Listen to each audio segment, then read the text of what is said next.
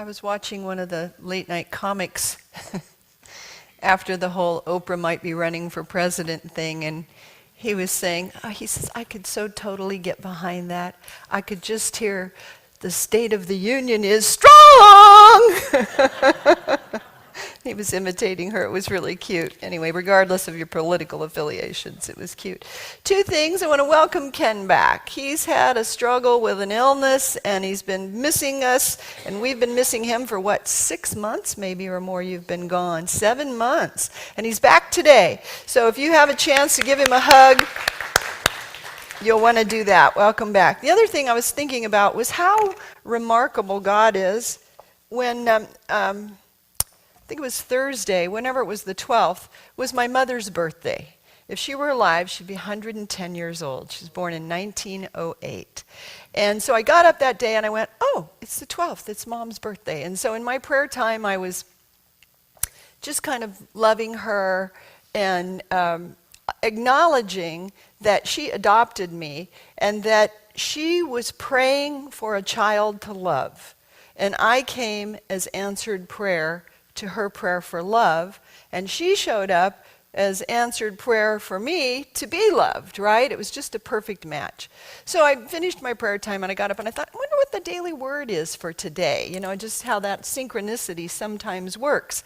And I went and I looked at the word for the day, and I can't tell you what it was. I can't remember the affirmation. It was lovely as always. But when I looked at the bottom of the page, the scripture was Romans 8:28. which says, all things work together for good for those who love God. And I was born on 8/28. So on my mother's birthday daily word, at the bottom was my birthday script, what I consider my birthday scripture. And it's just one of those moments when God touches us in those ways that you just say, you can never be separated from the people you love, even after they cross over. Love that's been given and received can never be lost and can never get outside of the context of spirit. So I just offer that up as an example of how tremendously wonderfully God works in our lives. And we bless Hazel in her eternal ongoing as a very loving, loving soul. Well, 4-year-old little Johnny was asked to bless the holiday dinner, and the family members bowed their head in expectation, and he began his prayer, and he thanked God for all of his friends, naming them one by one. And then he thanked God for Mommy and for Daddy and his brother and his sister and for Grandma and for Grandpa and all his aunts and uncles and everyone at the table, calling them all by name. And then he began to thank God for the food. He gave thanks for the turkey and the dressing and the fruit salad and the cranberry sauce and the pies and even the Cool Whip. And then there was this long pause, and everyone waited, and after a long silence, he looked up at his mother and he said, if I thank God for the broccoli, do you think he knows I'm lying? There you go. Thank God for broccoli. Which president was it that didn't like broccoli? George Bush Sr., right? Yeah. Well, today I want to share about affirmative prayer. I'm using, last week was Emily Katie's book, Lessons in Truth on Denials, and this week her chapter on affirmations. And she gives us 4 sweeping denials and 4 sweeping, what she called sweeping, kind of catch-all affirmations. The ultimate goal of our spiritual growth is to attain a consciousness where all of our laboring can stop, where we simply get still and we're able, as Claudia said in her meditation, to enter into that inner sanctuary of love and know that everything we desire is already ours. But that is a cultivation of consciousness, especially when the outside worldly pressures kind of show up in our day-to-day experience. But we want to know that anything we desire is already ours, and this is recognizing the power that we have to bring the invisible good that's around us and shimmering in divine substance at all times, the power that we have to bring that good into our lives, to cross it over from the invisible, unseen realm into the physical reality in our lives. And we come into agreement. The way we do that is we come into agreement. We come into what some people call realization, where we just know it and know that we know it, and there's no question and no denial and no doubting, and we just become the thing itself, you see. And even though at first glance, denials and affirmations may seem like empty, kind of rote, even hypocritical sayings, to affirm anything is to assert positively, that it is so, even in the face of all contrary evidence. And that's where it can feel hypocritical. But it's not hypocritical. What you're doing is training your mind to accept the spiritual ideal as real, and the external physical matter as already created and dead and dying. Really, it's not real. We may not be able to see, Emily writes in her book, we may not be able to see how by our simply affirming a thing to be true, we can bring it to pass. But now listen to this. Bringing it to pass is not our part. Did you get that? At some point, we have to stop doubting and whining and speak the word. And at some point, your fear has to face all the God that you know. Your fear, your doubt, your worry, your concern, your whatever, has to face all the God that you know. And you have to put spiritual principle to work for you and prove it for yourself. That's what she says. Prove it for yourself. And you work at it. As I said, it's a cultivation of consciousness. Sometimes there's beginner mind where you don't know what you don't know. That's when you go to the casino and you have beginner luck. It's because you don't know what you don't know. You don't know all the odds and the ratios of not winning, and so you just win. You know, beginner mind, you don't know all that you don't know, and so you just believe, you just open your heart and say, well, I'm supposed to say affirmations, and so I do, and boom, it comes true for you. It manifests in your life. So at some point, we have to stop doubting, whining, I said, and just go to work to prove spiritual law for ourselves and see how it works with precision and certainty, that there is mystical power in our words, mystical power in the vibration of our word to bring what we declare into our lives. Now, in working with the book, The Essential Charles Fillmore, Mr. Fillmore has a lot about affirmations, but let me figure this out. Let me share with you some of what he says. It says, everything is impregnated with mathematics. Think about that. Every word we speak goes forth from our mouth charged with atomic energies that vibrate at a definite numeric rate. You know, this is the quantum physicists tell us this, right? According to science, every atom is composed of protons and electrons, and the number of electronic elements in an atom determine the character of the substance. So he says, now we see that modern science is proving the truth of Jesus' statement that we shall be held accountable for every word that we speak. Every word you speak releases a vibration that's mathematically calculated based on the electrons and protons and all of that stuff that's way more scientific than me. Our minds determine the character of our words, and what the mind determines, the mouth obediently utters. Its words loaded with constructive or destructive electrons, all mathematically arranged to build up or blow up both ourselves, our aims, and our ideals. So did you catch that? We shall be held accountable for every word we speak. Our minds determine the character of our words, and what the mind determines, the mouth obediently utters. Its words loaded with constructive or destructive electrons, all mathematically arranged to build up and blow up our lives. I'm so sick. I'm so tired. Oh, you can't believe what's happening. And all that drama and all that trauma you're releasing has electronic, mathematically calculated ability to produce those things in your life, versus Isn't this the best day you've ever had? Are you expecting to have the best year of your life? Is every atom and cell and fiber in your being just vibrating with health and beauty and life? So you can feel the difference in the energy of the words. He also says, let me see if I find this here. When we know that every word is linked with certain creative ideas, and that divine mind has made it possible for every one of us to draw upon these ideas mentally, we have the key to all creative process. Whoever shall not doubt in his heart, but shall believe that what he says shall come to pass, was the word of Jesus. Here in a nutshell, he has stated the law and its fulfillment. Now this is important. The one and only reason we do not always succeed in our demonstrations is that we do not persist in our mental work. And this is where I said it's a cultivation of consciousness. I'm still trying to affirm a hole-in-one. I don't know how long it's going to take me to get the realization of that in my consciousness and then just let go and let it happen.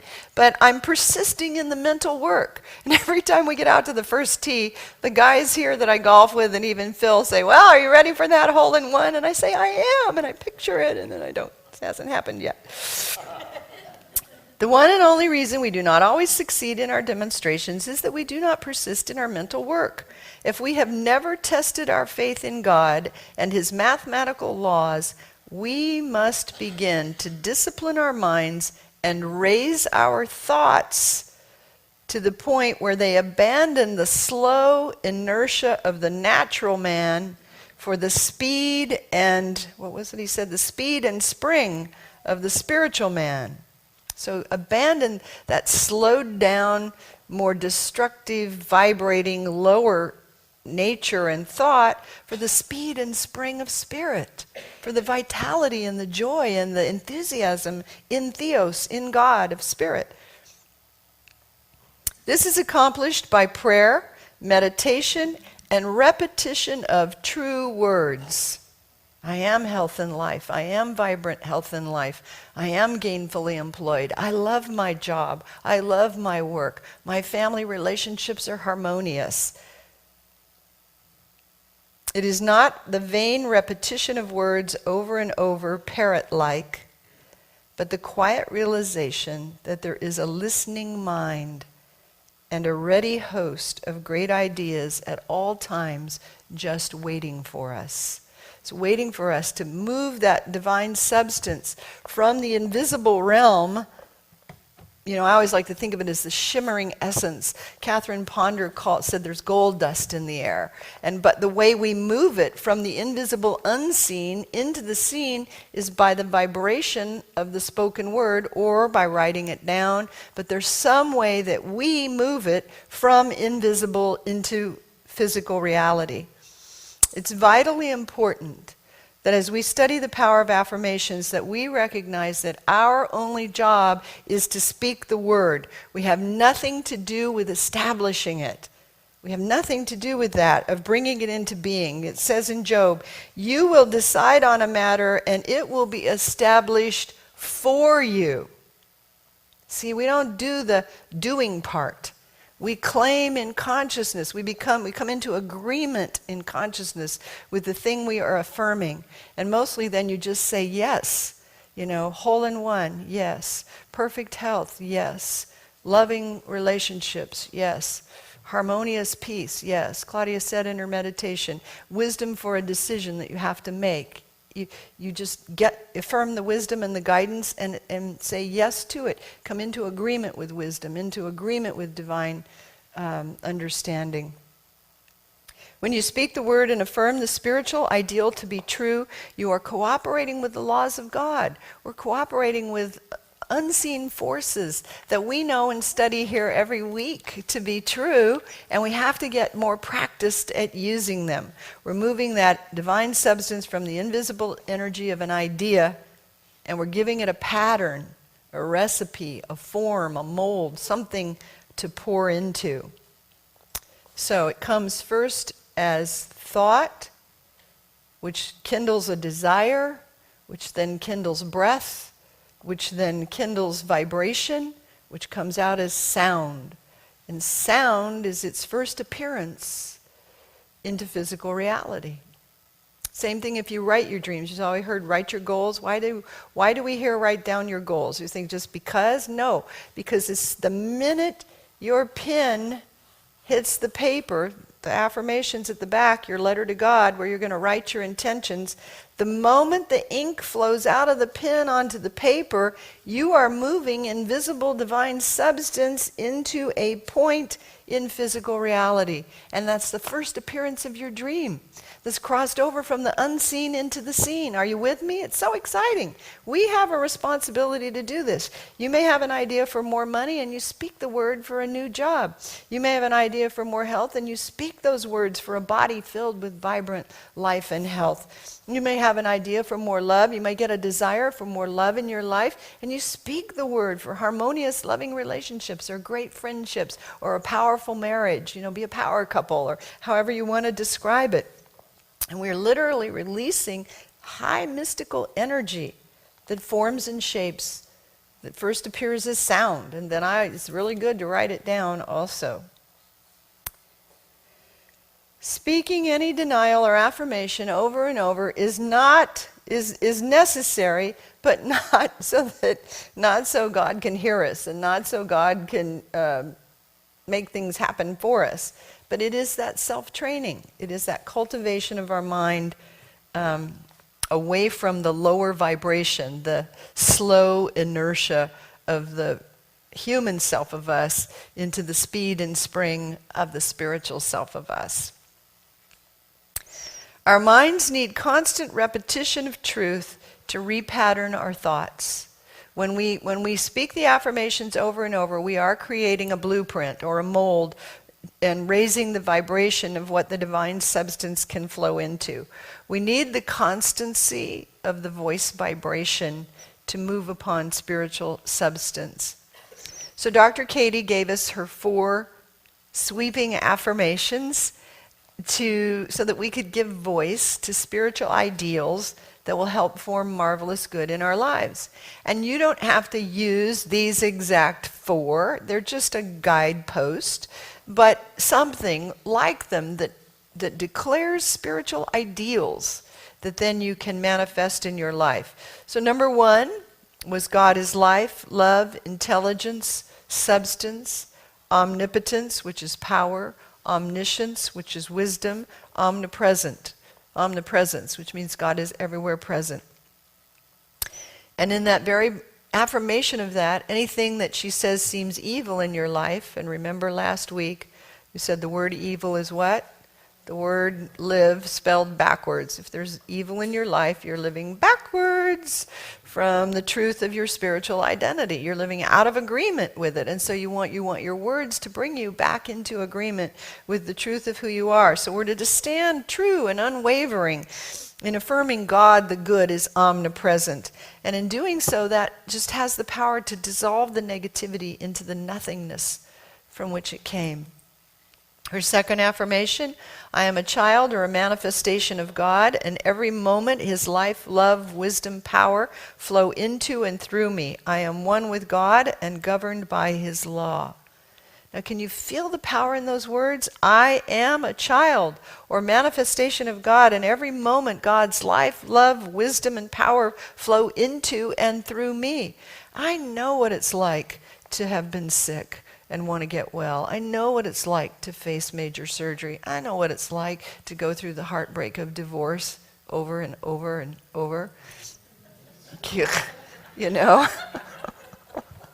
So, it's in those moments when you've lost your job or you've been fired or the externals of the world or lower vibrations are kind of encroaching, that you take hold of God as life, love, intelligence, substance, omnipotence, omniscience, and omnipresence. I am a child and manifestation of God, and every moment that life, love, and wisdom is moving in and through me.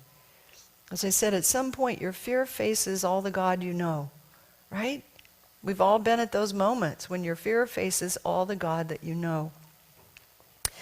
No matter how sick, weak, inefficient we seem to be, no matter how difficult or complex the circumstances, we're supposed to turn within and quietly and steadfastly turn to the center of our truth of our being as a child of God, and give a pattern of wholeness that we want to see for our lives.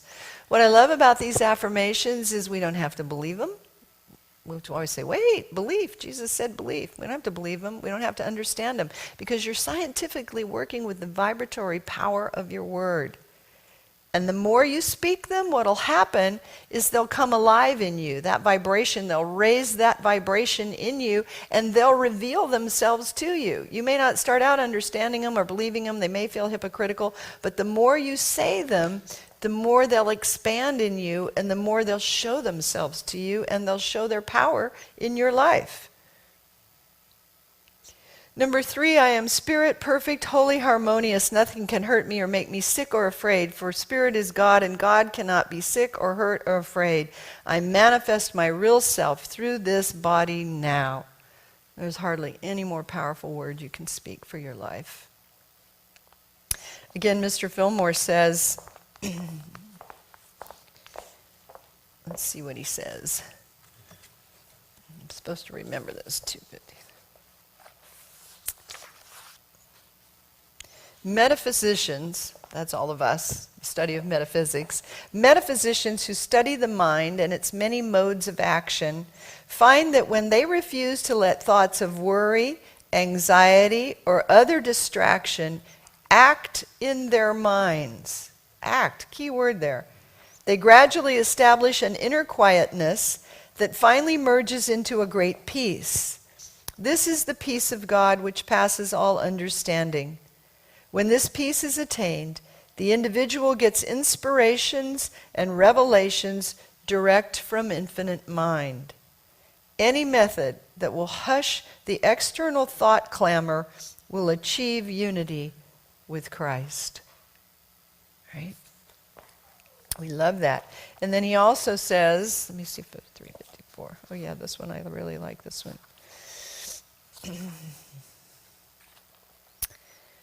And remember, this language was generic to man, meaning generic man, man and woman.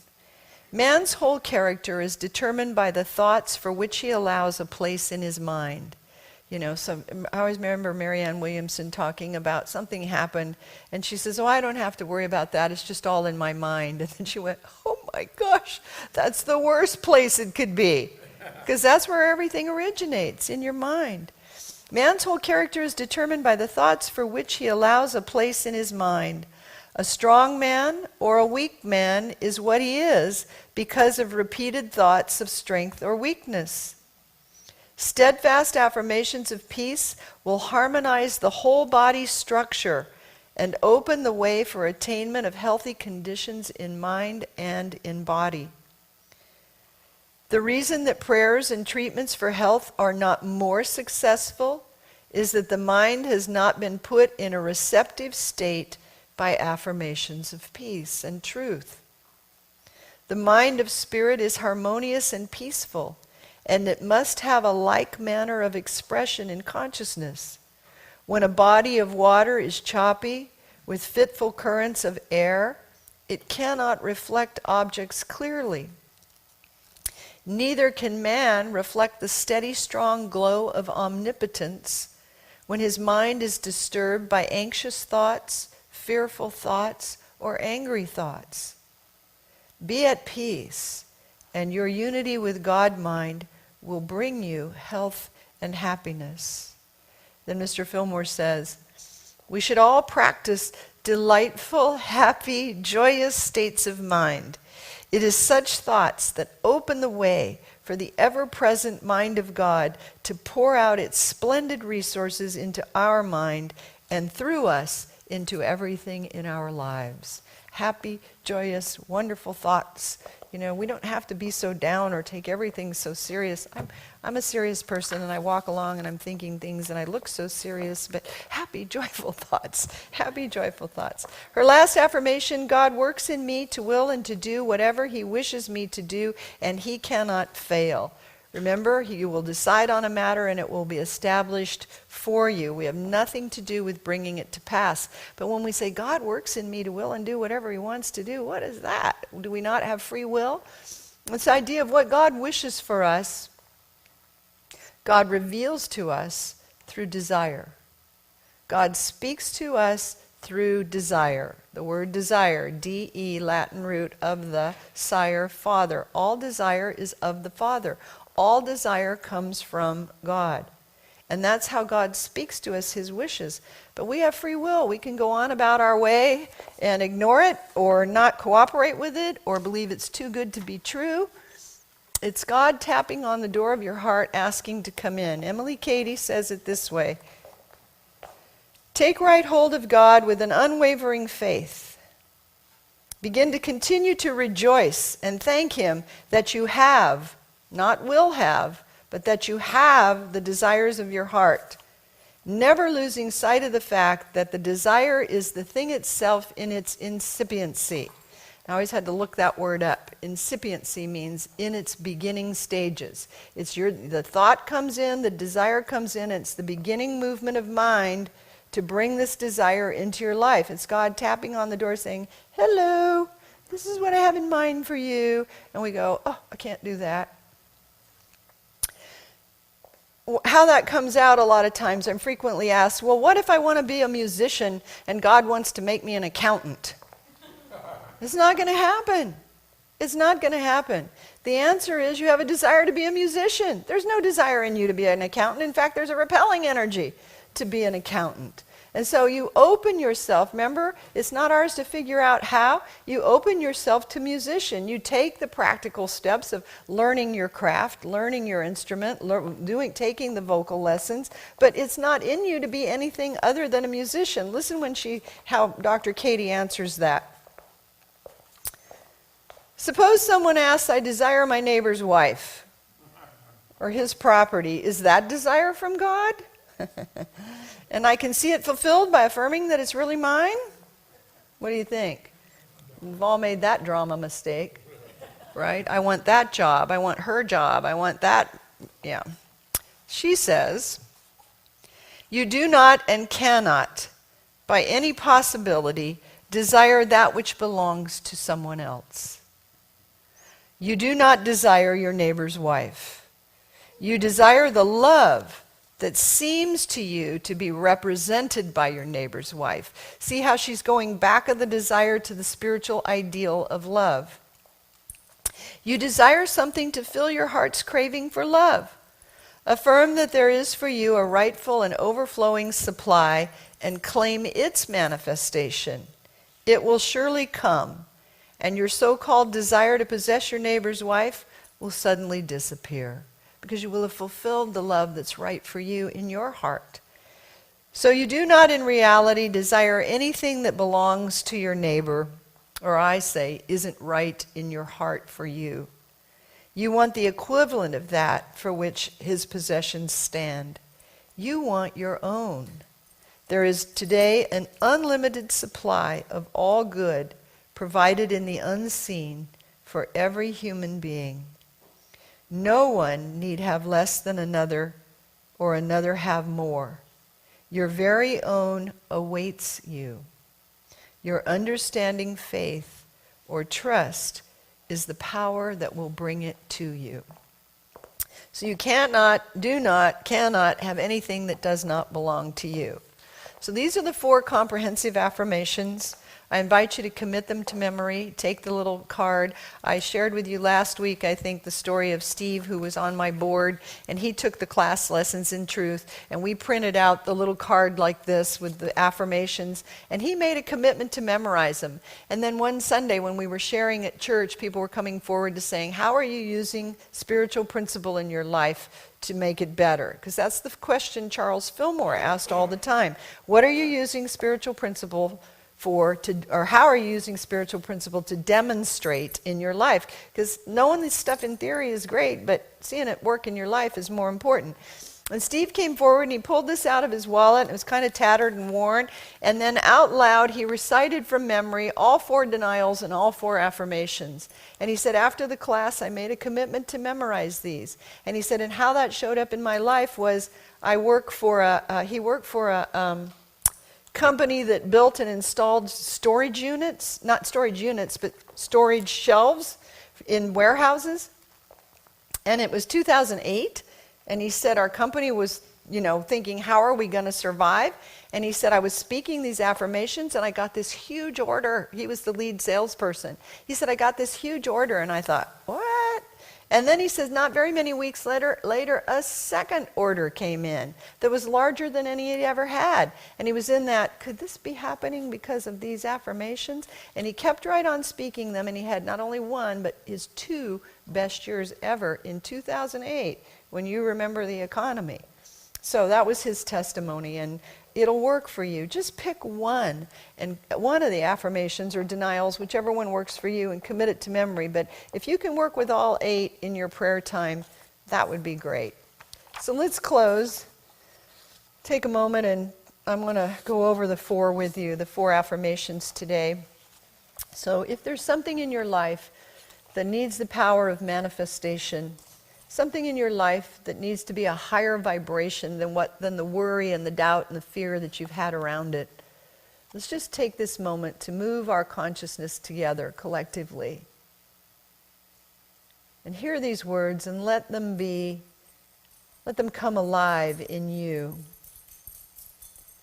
God is life, love, intelligence, substance, omnipotence, omniscience, omnipresence. I am a child or manifestation of God, and every moment His life, love, wisdom, and power flow into and through me. I am one with God and governed by His law. I am spirit. Let's affirm that together. I am spirit. Perfect, holy, harmonious. Nothing can hurt me or make me sick or afraid, for spirit is God, and God cannot be sick or hurt or afraid. I manifest my real self through this body now. And as I said in our lesson, at some point your fear has to face all the God that you know. And lastly, God works in me to will and to do whatever He wishes me to do, and He cannot fail. For this time of coming together and unifying in consciousness, where 2 or more are gathered together in your name, you said you would be among us, releasing the vitality, the mysticism, the power, the vibration of your love. Thank you, God, for your love for us, for our families, for our beloved friends, our ministry. And so it is. Amen.